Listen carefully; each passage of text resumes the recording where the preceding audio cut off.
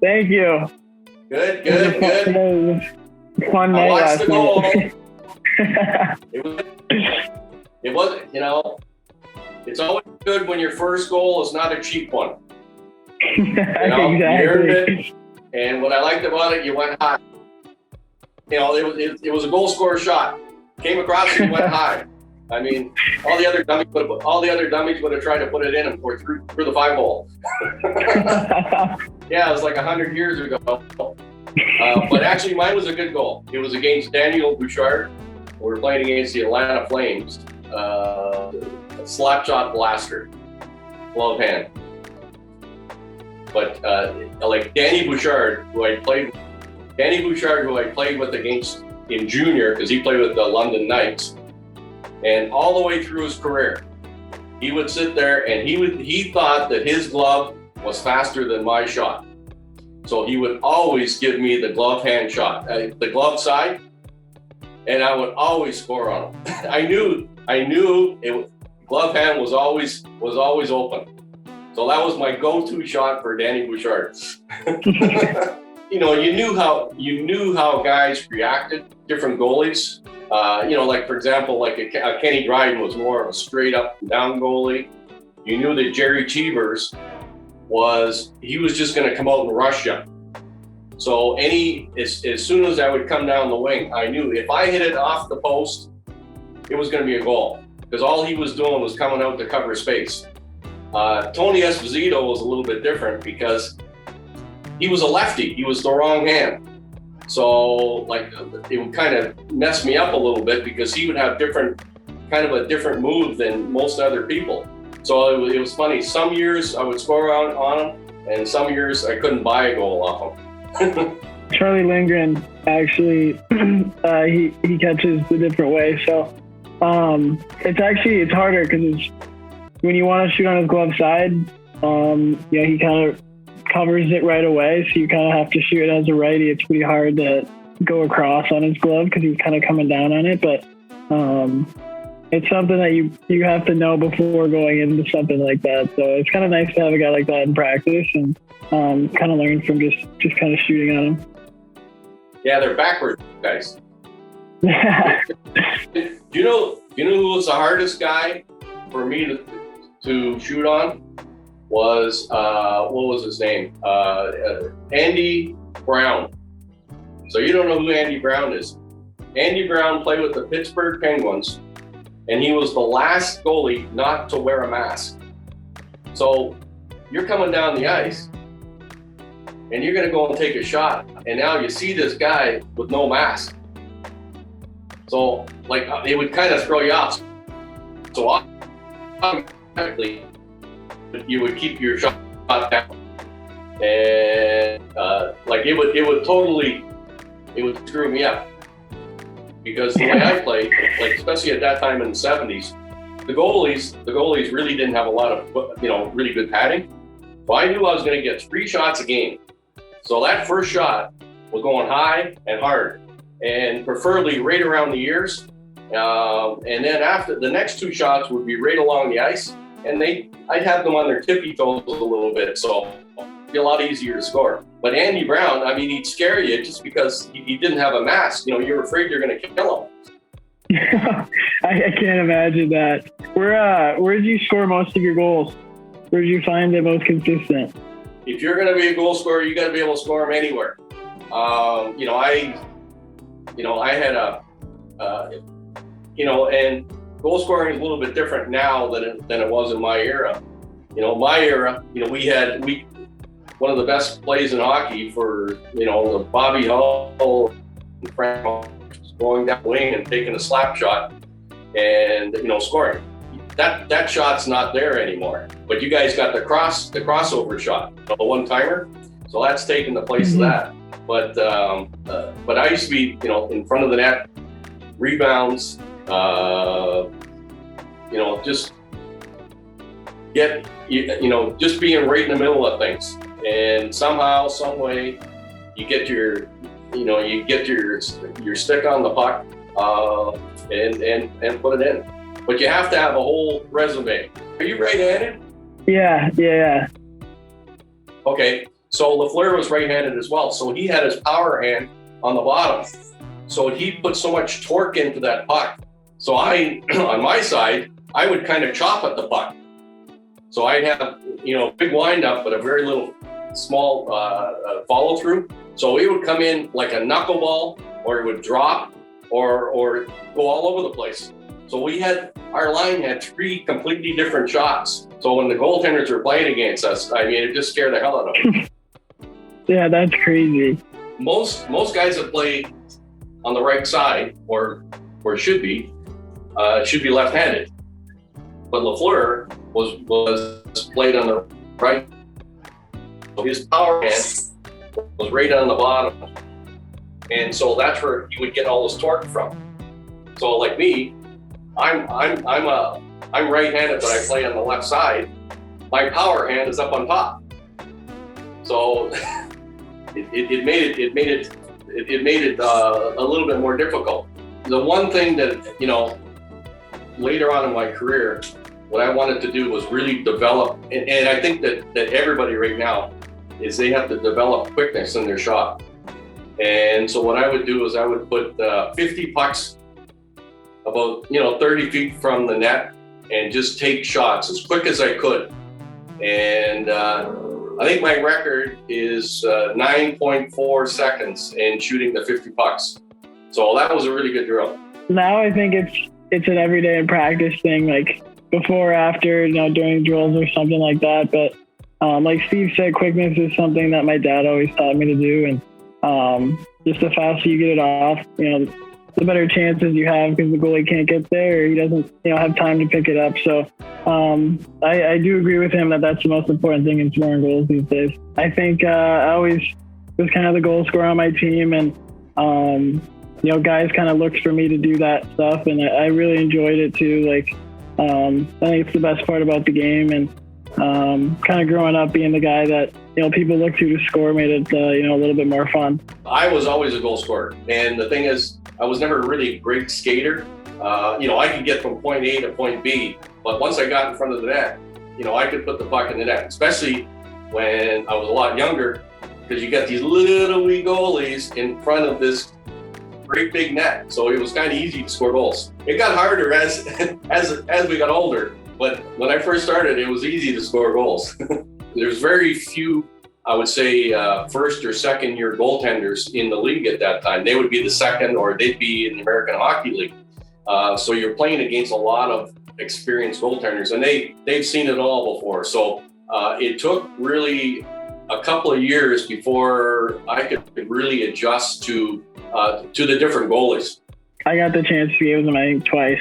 And the first thing I noticed is just how calm he was. And I feel like some goalies, you can kind of make a move, but, he just stays so patient and lets the puck come to him. And I think that's something that, great goaltenders really strive to do, is not bite on the first move or not kind of guess. They just let the puck hit them. And, he's so good at controlling his rebounds. And then, if the puck comes off his pad, I noticed how quick he gets his stick out and covers it. So another thing that I noticed right away is that, the goaltenders are obviously, better than where you've played before, but the defenseman and basically everybody out on the ice has a better stick. And, you always don't have as much time and space when you're out there. So getting a grade A opportunity isn't always going to happen. You might only get 1 or 2 chances a game. So, the amount of emphasis that you get on those chances, you got to, really bear down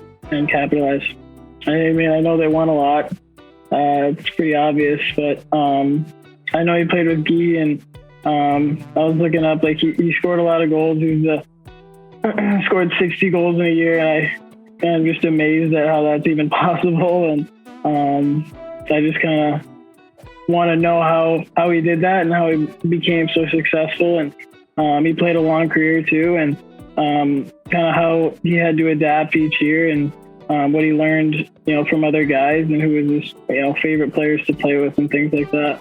For me, going into the Montreal Canadiens, when I first joined, they were a stacked team to start off with. So it literally took me 2 years to get into the lineup. but I learned off of these guys, and it was funny because everybody was in that year was talking about the mystique of the Montreal Canadiens, the mystique. And I kept, for 2 years, I kept looking for, where's the mystique, And when I realized that, what mystique is? It's just hard work. And those guys, as talented as they were, they also outworked everybody else. And, that's the sign of a real pro and a real star, that every night is going to go and play right up to their capabilities. One of the things that, obviously I played with Lafleur, and it kept me on my game because I knew every single night that guy was going to be ready and he was going to be flying. So I had to be ready, or else he was going to make me look really, really bad. And I think that's what fed our entire team. Because everybody knew that, this guy was going to be ready, that guy was going to be ready. And if those guys are all ready, well, I better be ready too. Even if I got an injury or I'm tired or whatever, I better be ready. There was a lot of games we'd go into the third period and we'd be down by 1 goal, we'd be down by 2 goals. And I always remember this. This was the theme. And somebody would stand up, and it didn't matter who it was, and he would say, guys, just do what you do best. And that meant goal scorers be goal scorers, defensive guys be defensive guys, goalies stop the puck, and that's it. Don't do anybody else's job, do your own job, and we'll be okay. And that was pretty much our motto. You didn't see me and Lafleur blocking too many shots or out killing any penalties. Same as you didn't see Bob Gainey on the power play or, on the ice when we were down by a goal. It was like, do what you do best. To be honest, your first game against Calgary, that's a tough team to start in, because they're a heavy team. And just to go in there and try to get your feet wet against a team like that, especially in Calgary, that's a little tough. But I see that you're progressing, from game to game. And I can see even the last game, the confidence was starting to come. And the thing is, as a goal scorer, you got to believe in yourself. And you got to believe that you can play in the position you're in. And I can see it starting to come right now. And it just takes time. Right away, you're kind of amazed that you're even playing in the NHL. And then I think for me, it took a couple of games just to kind of get used to everything, and then not quite being as much shock. And I think these past 2 games I've been more comfortable and kind of just trying to play my own game and do what I do best. And I think realizing, kind of you have more time than you think sometimes. And obviously it doesn't always happen that way, and you got to make the right plays and the simple ones. But, there's certain times where you got to pick your spots to do what you do best and take your chances. So I think that just comes with what Steve said, just learning and having experience and kind of seeing what other guys do while they're out there too. Just trying to pick their brains as much as you can, because those guys have been doing it for a while, and just try to get a little bit of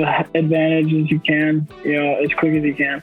Yeah, Corey Perry told me to shoot the puck on the power play one time. And I put a little asterisk there because I wanted to tell you that you're not up there to pass the puck, okay? just like I wasn't there to be a passer.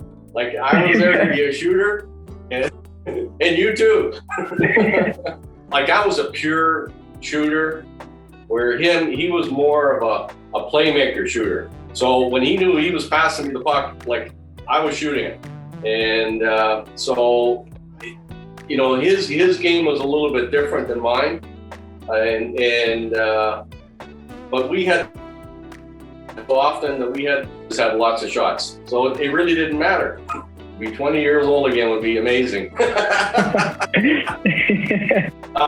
Going into the Montreal Canadiens, especially at that time with that team, I walked in the dressing room and there's Henry Richard, Frank Mahovlich, Ken Dryden, Jacques Laperriere, Serge Savard, Guy Lapointe. Larry wasn't there yet. it was intimidating. The most intimidating thing about playing in the NHL my first year was walking into the dressing room. Like, I didn't care about the other teams, but just walking into the dressing room, that was the most intimidating part of the whole thing. I kind of felt that same way. I mean, obviously, some of the guys have been there longer than others, and then we got guys like Eric Staal and Corey Perry that are like NHL legends, and they haven't been with the Canadians for too long, but just walking in and just knowing that those guys have been there for so long, like Shea Weber, Gallagher, just guys like that have just played so many games, and you kind of walk in there as a kid, just like, I'm not opening my mouth unless they tell me to, things like that you're just trying to respect them and earn your spot and earn their trust and respect. And I feel the same way about kind of being more intimidated about your own room rather than, the guys you're playing, because you're all on the same team and you're doing it together. But it is kind of intimidating the first couple of times I walked in the room. Well, in the 70s, they had this obsolete thing in Quebec called a tavern. And it was men only. And that's a tavern, and you get the beer for 25 cents. So believe me, we did a lot of bonding there after practice. Toe Blake had one. Henry Richard had one. Pierre Bouchard had a restaurant. Jacques Lemaire had a brasserie, and Yvan Cournoyer. So we could take our pick. I think just spending more time at the rink, obviously, you can't really do too much right now with the circumstances, but just spending more time at the rink with the guys. They've been so good to me in such short time, and that kind of says a lot about the group that we have. We're all so close, no matter the age difference. I mean, you got young guys, you got older guys that have been around, and I think it's just it's a good mixture for our group, and it kind of keeps them young and kind of keeps our heads on straight as young guys. And I think that's kind of a special thing and something that I'm kind of just trying to enjoy every moment, because each year your team's never going to be the same. So just trying to enjoy what you have and make the most of it. Earlier today I was trying to do a school assignment and my phone kept buzzing. So it's pretty cool to see the support and how passionate these fans are, because they're the best in the league, and it's not even close. So they're so passionate, so they're going to follow every game. And I think, for me personally, I'd rather have that than a fan base that doesn't really care as much as they do. So I love it. Obviously, it's good and bad, but I think the excitement level for me, and playing just as hard as you can to earn their respect and hope they like you every night. So I think it's a good thing for me, and it's something that drives me every day. It was a little bit different pressure, like if we were only winning by 2 goals, people would start booing us because they didn't feel that we're playing well enough. So it was a little bit different at that, in that era. And but it's playing in Montreal is a unique situation. And Cole, you're right. People are passionate, and they're passionate when you're playing really good, and they're really passionate when things are not going so well. But when you play there, it will make you a better player. It will force you to become a better player, because we all have been there where we've gone on the ice and it's just not our day. For whatever reason, you got a hurt or whatever it is, and all of a sudden somebody's booing you because they know that you can play better, and all of a sudden it's just like a kick in the butt to you, and it forces you to play better. So, like my time in Montreal, I definitely was a better player just because of the knowledge of the fans. Would I change anything? No, of course not. We did everything. We did it all. And you know what? Seriously, Cole, if I was Cole's age again at 20 years old, and somebody came up to me and said, not only are you going to play with the Montreal Canadiens, you're going to win 5 Stanley Cups, you're going to set a scoring record for left wingers, you're going to set a Montreal Canadian record for the most 30-goal seasons in the as a player, and you're going to wind up in the Hall of Fame. Would I change anything? Hell no. Did you pick the number 22? No. Believe me, the players didn't pick anything. And I don't know who picked 22, and it was very funny because the player that wore it before me was John Ferguson. So I'm sitting there and I'm saying, John Ferguson, like totally different player than Steve Shutt. And like, this is not going to be a good start. I'm telling you, if they think that I'm going to go out there and get in 3 fights and play like Fergie, I really don't know who gave me 22. And I asked somebody that, but nobody would give me the answer. Did you pick it, or did they just give it to you? No, they gave it to me, and right as I was telling my parents about it, my dad, he's a big fan of you, so he was going crazy. And he said it's really special. So hopefully I got a lot of shoes to fill, but I like how we're kind of similar players in that, you know, we're not fighters like you were, you know, with Fergie. So. Well, you know, watching you play, there's definitely some similarities, and so I think that the number 22 is going to be in good hands for a number of years to come. Well, Cole, I just want to wish you all the best. Congratulations on your first goal. There's going to be plenty more to come, and hopefully the next time I'm up in Montreal or somewhere, I'll get a chance to meet you. Yeah, no, that would be awesome. Thank you so much for taking the time. All right, and good luck for the rest of the year. Thank you. Appreciate it. It's time to take advantage of him. Petrie tries to do that now. Out front, Caulfield scores! The first NHL goal for Caulfield wins the game for Montreal in overtime. Arrive au cercle droit. Petrie, belle passe. Caulfield amène dans l'enclave. Il est goal! Goal! Caulfield! Il vient de donner encore la victoire aux Canadiens. Une